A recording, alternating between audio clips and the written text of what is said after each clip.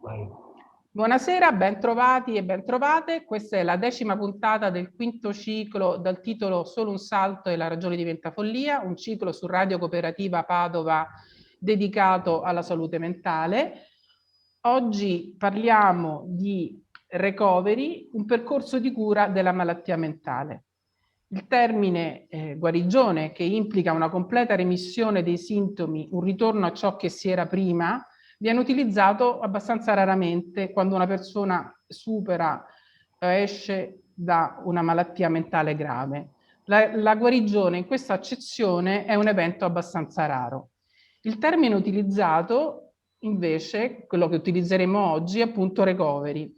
Con recovery si intende un processo, un percorso che fa il paziente e che implica l'acquisizione della consapevolezza della malattia e dei suoi sintomi, l'adozione di una strategia per fronteggiarla, la scelta di vivere, nonostante la malattia, una vita il più possibile completa e piena e soddisfacente.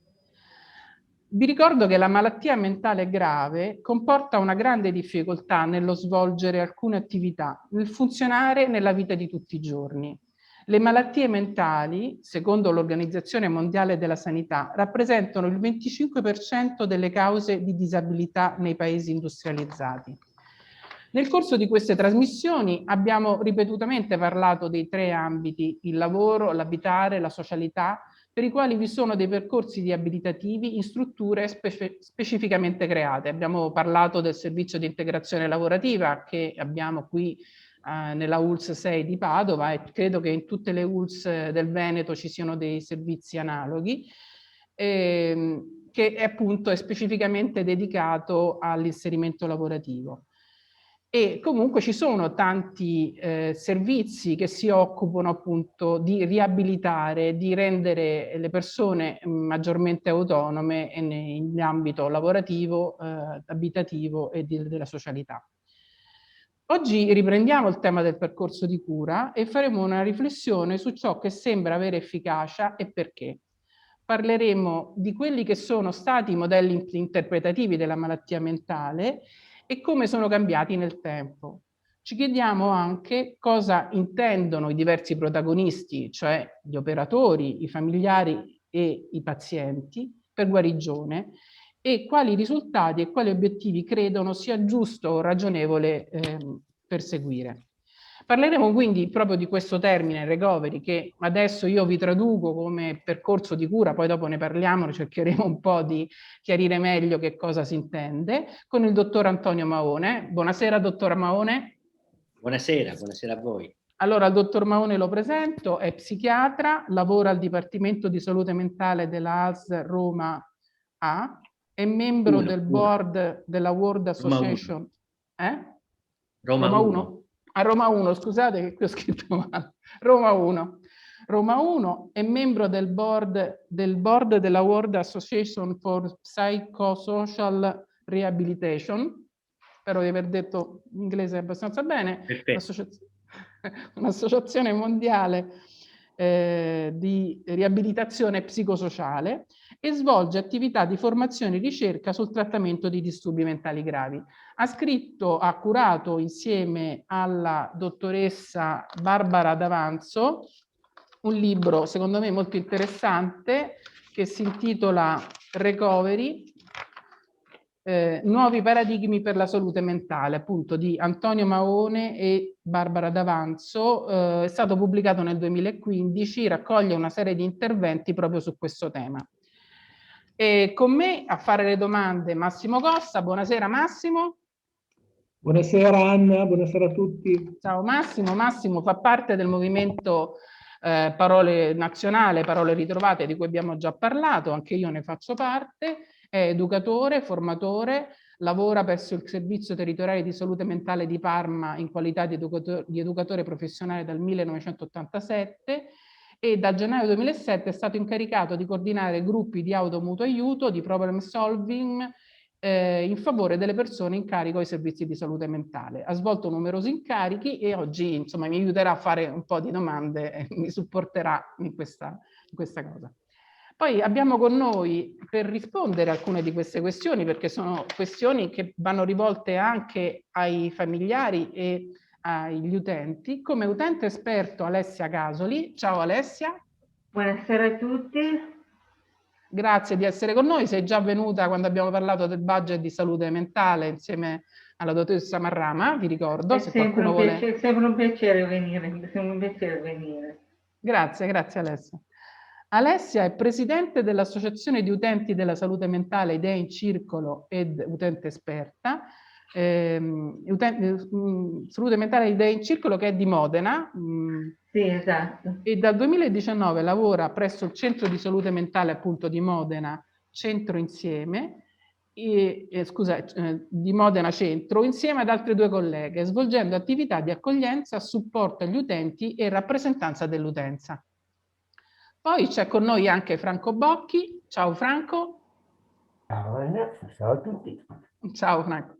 Franco è presidente dell'Associazione Italiana Tutela Salute Mentale, sezione di Verona, AITSAM di Verona, e anche lui fa parte di questo movimento, il movimento Parole Ritrovate, insieme a me, e appunto che cerchiamo un po' di promuovere questa collaborazione, questa azione insieme degli utenti, dei familiari e degli operatori.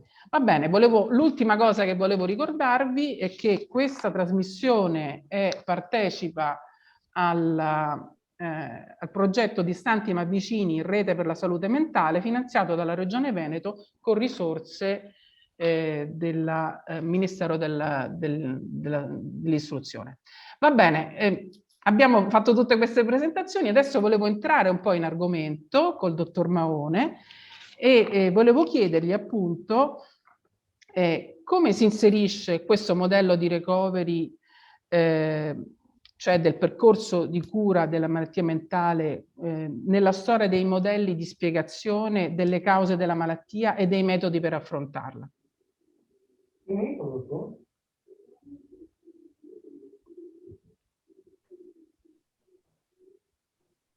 Sì, deve attivare il suo microfono. Gli altri per favore disattivino il loro. Ecco, intanto una premessa, diciamo, io vi ringrazio, è un'opportunità e penso che si tratta di occasioni molto importanti per chiarire, per diffondere così, delle conoscenze e delle esperienze. Quindi, insomma, vi sono grato per questa opportunità. E volevo premettere che è un po' paradossale trovarmi in un ruolo di esperto, perché proprio poi qui è il problema, la questione centrale del discorso, no?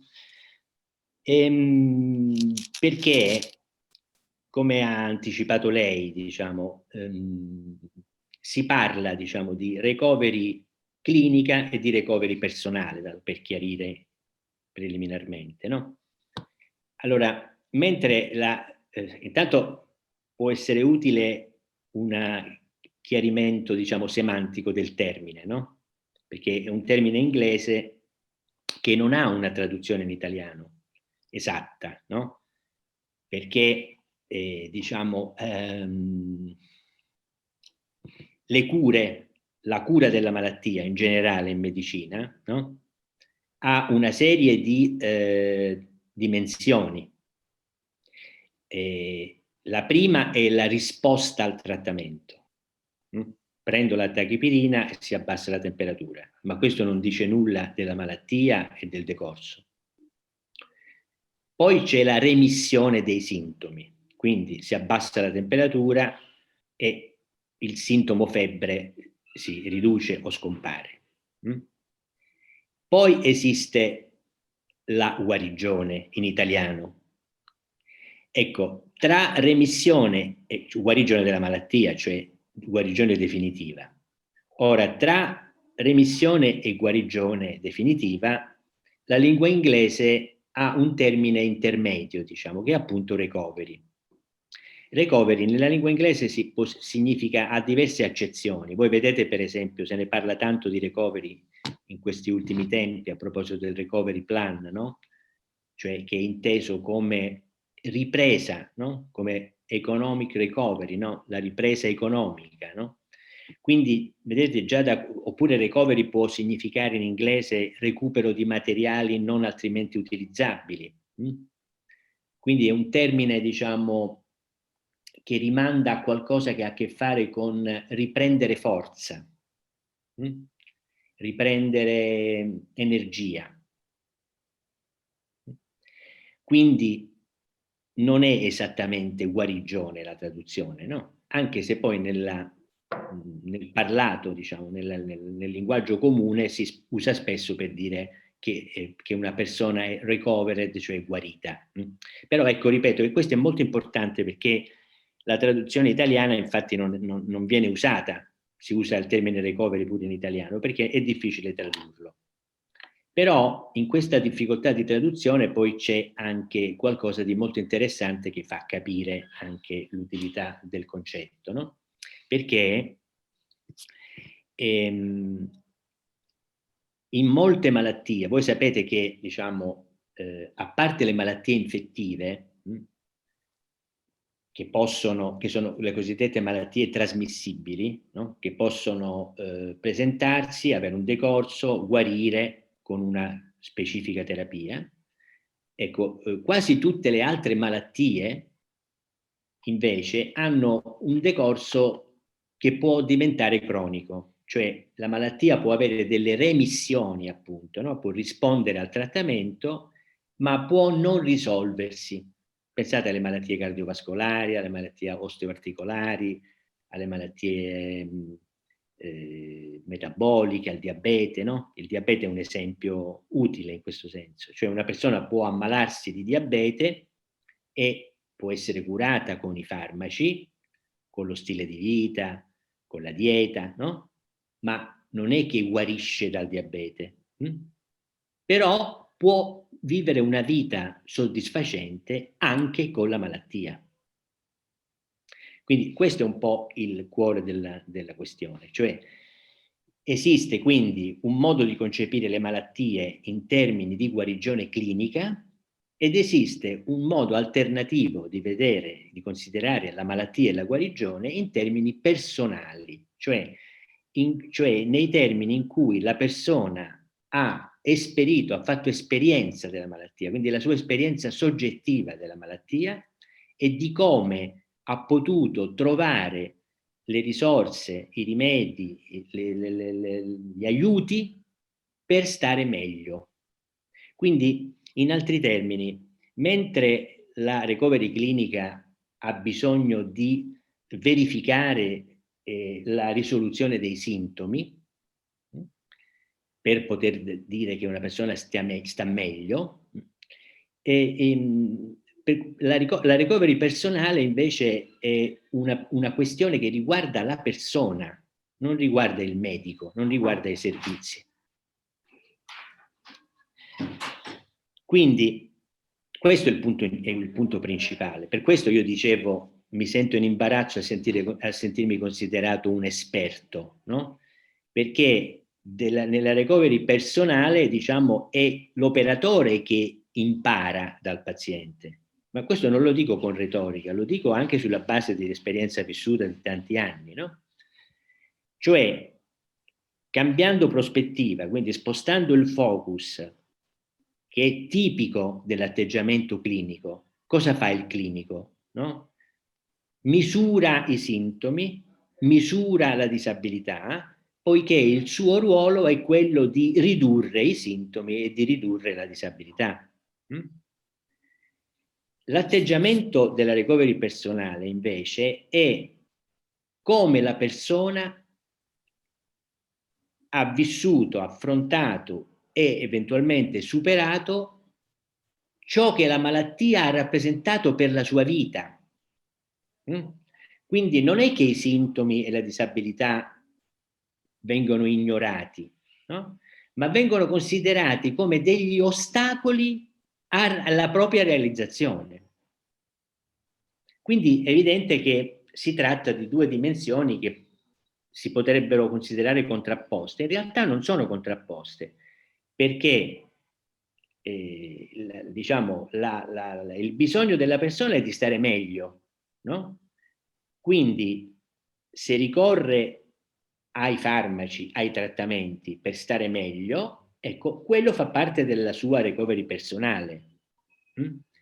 però è il punto di vista che è importante, cioè il punto di vista che la persona ricorre al trattamento, all'aiuto, per un suo progetto di miglioramento, non per una adesione a un protocollo terapeutico. Non so se intanto ho in parte risposto. Sì, in realtà io volevo chiederle un po' come si inserisce diciamo, questo discorso della recovery all'interno di diversi modelli di cura, perché ci sono stati dei modelli di cura in cui lei un po' ne ha parlato, ma in cui diciamo, chi decideva se stavi bene o stavi male è il medico, per dirla tutta, no? Come ha detto lei prima, nel senso che il medico dice, beh, adesso vedo che non hai più questi sintomi, non so, ti ho dato queste medicine, noi faremo anche una trasmissione sugli uditori di voci, tu non senti più le voci, per me stai meglio, tornatene a casa, continua a prendere queste medicine semmai, e non si preoccupa del fatto semmai che quella persona comunque non riesce a vivere pienamente la propria vita perché le medicine hanno delle conseguenze, eccetera, eccetera. No? Questo era un po' il discorso della novità della recovery rispetto a dei modelli di intervento diversi, perché la recovery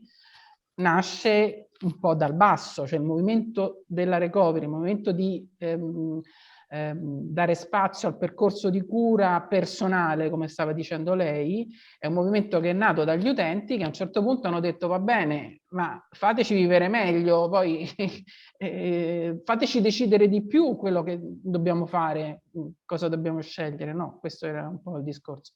Va bene. Forse Massimo voleva intervenire, voleva fare... Sì, sì, intanto buongiorno, dottor Maoni, complimenti per il bel libro che ha scritto, perché io me lo tengo sul comodino un po' come un Vangelo. No, veramente, veramente, non è una questione di piaggeria, è veramente un bel libro. No, la seconda domanda che le volevo fare era una domanda un po' secca, ma in parte mi ha già risposto.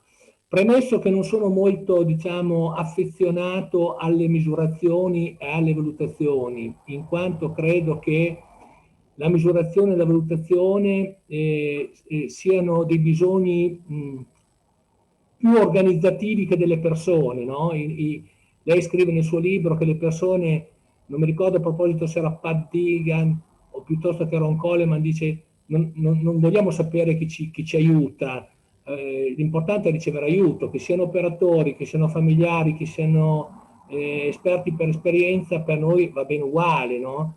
Per cui, detto questo, però comunque ci sono dei modi, no, per misurare la recovery. E chiaramente questa cosa qua cozza un po' con la cosa che aveva detto lei già prima, no? Che possiamo misurare forse la recovery più di tipo clinico che quella soggettiva, perché immagino che la recovery, essendo soggettiva, sia per ognuno diversa da un'altra persona, per cui diventa anche difficile trovare, no, degli elementi comuni che la come dire, contraddistinguono. Comunque la domanda era come possiamo misurare la recovery? Sì, ci sono dei tentativi sia di definizione, no? E sia poi di misurazione, perché poi ovviamente in una epoca in cui è indispensabile dimostrare l'efficacia dei trattamenti, giustamente, no? E allora se si tira fuori una novità, perché poi questa è, no? Cioè, allora ci si chiede, ma fammi vedere le carte, fammi vedere i dati, no? Perché altrimenti parliamo di così opinioni, no?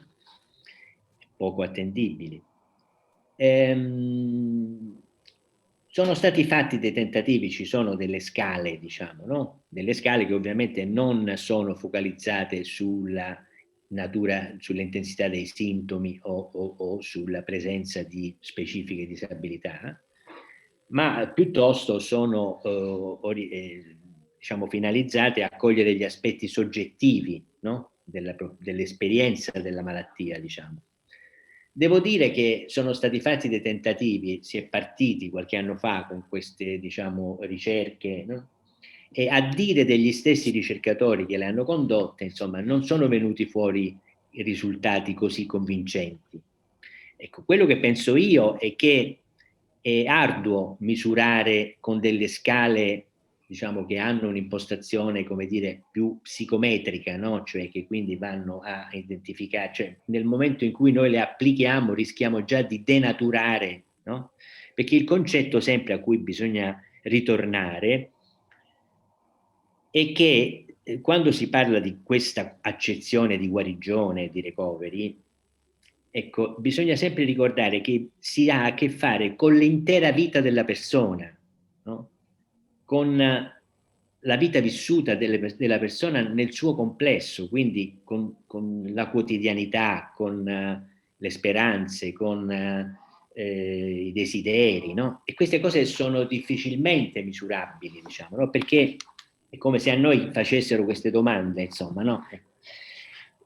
Quindi, diciamo, ecco, rispondo subito, è utile applicare, esistono delle scale, è utile applicarle per ragionare, diciamo, per interrogarsi, per metterle in questione magari, però ecco, non è quello il modo di valutare l'esito finale, perché l'esito finale poi si può apprezzare attraverso piuttosto le narrazioni, no? Le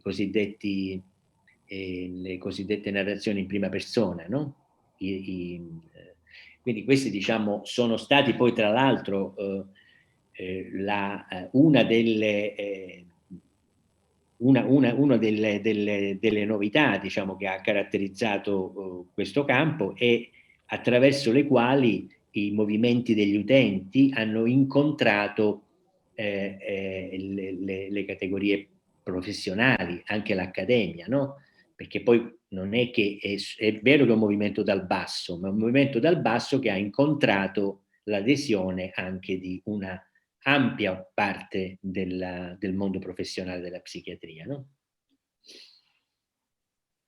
Sì, a proposito di questo volevo ricordare che nel libro c'è anche un contributo del dottor Tibaldi che, come è noto, raccoglie le storie di guarigione, ha anche animato, è stato protagonista di un festival, adesso non mi ricordo, è un festival nazionale proprio delle storie di guarigione, e proprio che testimonia l'interesse dei medici, insomma, di capire, leggendo le storie delle persone, di capire che cosa è successo, no? Che cosa ha cambiato all'interno della vita delle persone, per cui li ha portati a convivere meglio con la malattia, anche a superarla, insomma, perché sono storie molto interessanti. Io volevo fare questa domanda, la stessa domanda anche ad Alessia e a Franco, sentire che cosa intendono loro per percorso di guarigione, per recovery, perché un'altra cosa interessante che emerge da alcune indagini è che il concetto di guarigione, di benessere, poi non è uguale per tutti, non è uguale, abbiamo capito, insomma, per gli operatori ci sono degli elementi che sono i sintomi, e per gli utenti ce ne sono altri gli utenti sono più indirizzati a cercare di trovare il benessere nella loro vita, insomma, il benessere complessivo. E poi volevo sentire anche i familiari che cosa possono dire. Ecco, quindi diamo la parola prima ad Alessia e poi a Franco. Alessia, devi disattivare il tuo audio, ecco, bravo. Allora, dunque, per me la recovery non è semplicemente un miglioramento, è una guarigione, ma è un percorso. È un percorso con alti e bassi e soprattutto tanta crescita, perché il problema non è necessariamente un processo lineare e non è limitato agli utenti della salute mentale, ma la recovery è un processo che vale per ognuno di noi. Per esempio, dopo un lutto, tutti abbiamo davanti a noi un percorso di recovery, non solo gli utenti. Inoltre per me il concetto di guarigione è molto difficile in salute mentale, ma anche soprattutto perché non è facile definire uno stato di malattia mentale. Per esempio, se sei un po' depresso, magari hai problemi con il partner sul lavoro ed il tuo medico ti prescrive un antidepressivo, diventi automaticamente un utente del servizio, diventi automaticamente un malato mentale, se ti trovi un nuovo lavoro, un nuovo partner, smetti l'antidepressivo, sei guarito. Cioè è un ragionamento molto complesso quello della recovery e non è facile trovare una definizione. Ecco. Tu dici che per l'utente è importante stare meglio, arrivare a una convivenza con la malattia. Questo è vero, però soprattutto è vero che bisogna tenere in considerazione il fatto che la malattia mentale è una cosa molto complicata e cioè il dottor Mahone faceva l'esempio prima degli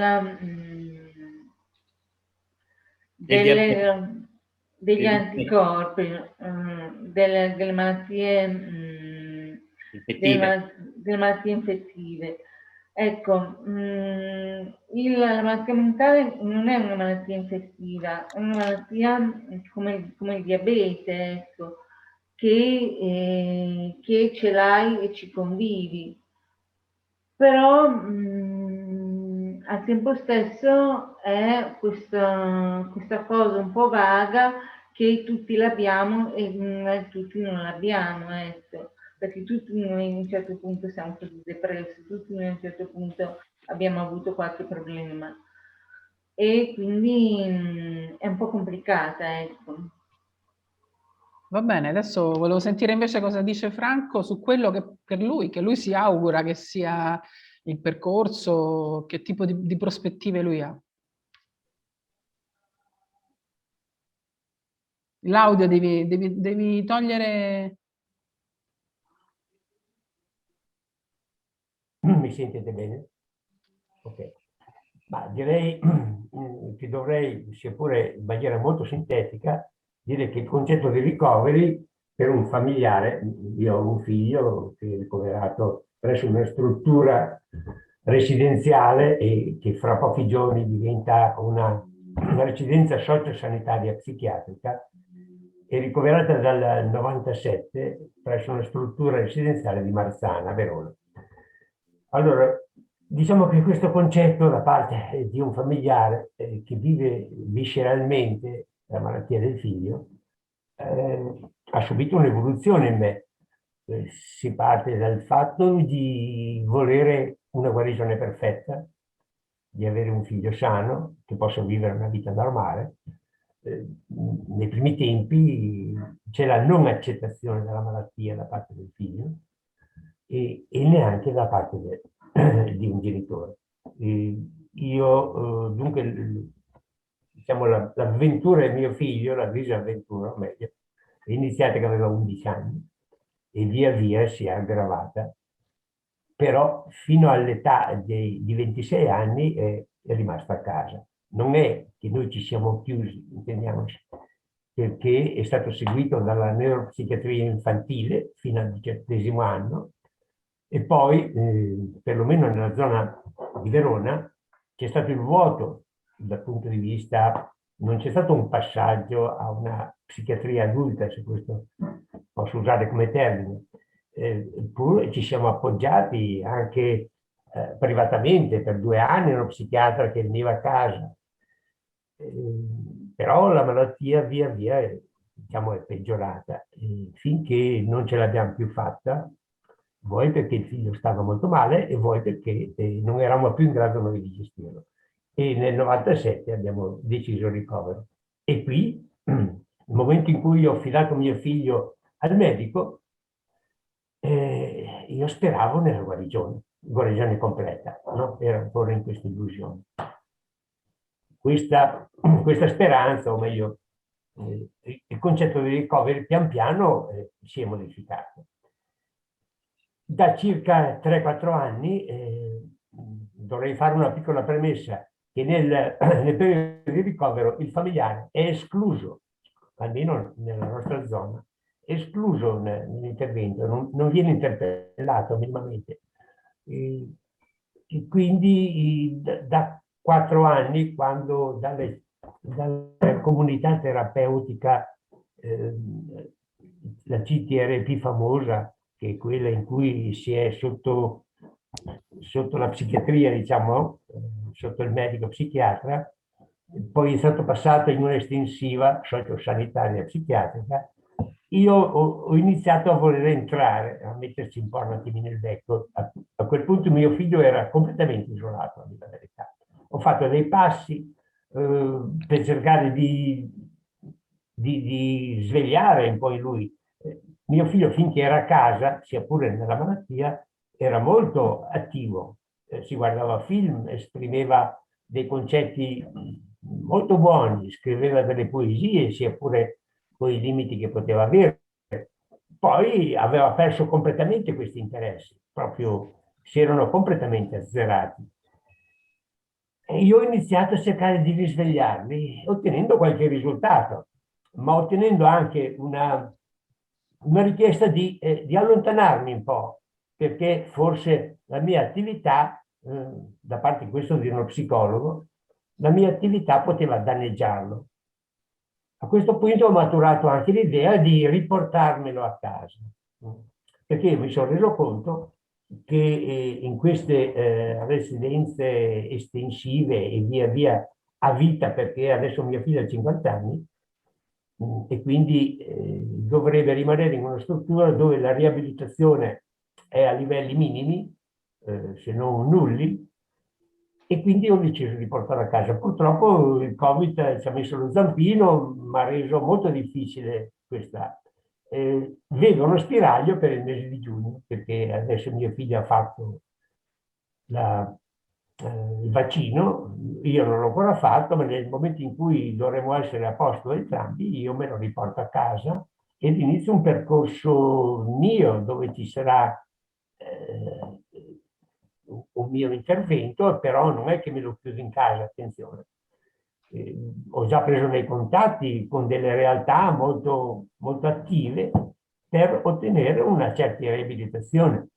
Mi sono reso conto, ma poi chiudo perché non vorrei dilungarmi troppo, mi sono reso conto nell'ultimo colloquio che ho avuto con due psichiatri, uno è lo psichiatra di riferimento di mio figlio, che però non lo conosce, e uno è lo psichiatra che segue la struttura dal punto di vista della terapia, diciamo, ma dalla loro descrizione mi sembra che non vedono la persona, vedono semplicemente alcuni sintomi che poi vengono espressi da parte di mio figlio nei momenti forse più difficili, cioè lui è un soggetto molto ansioso e il fatto di doverlo spostare, ad esempio, per andare nei centri e di avere questo colloquio, è talmente a disagio che se ne esce con tutta una serie e dice vabbè, questo qua. Ma la loro conoscenza mi sembra che si fermi lì, a guardare alcuni sintomi. Allora, io mi accontento di quello che è mio figlio adesso, penso che con la mia attività possa migliorarlo un po', possa migliorare la sua possibilità di autonomia e di poter vivere meglio, e chiudo l'argomento con una psichiatria che è troppo chiusa, che non vede l'individuo e che vede solo i sintomi. Bene, io vi ringrazio Alessia e Franco di questo loro contributo, che hanno parlato della loro esperienza appunto del percorso di cura. Facciamo una piccola pausa e poi riprendiamo tra qualche minuto dopo un po' di musica. Grazie.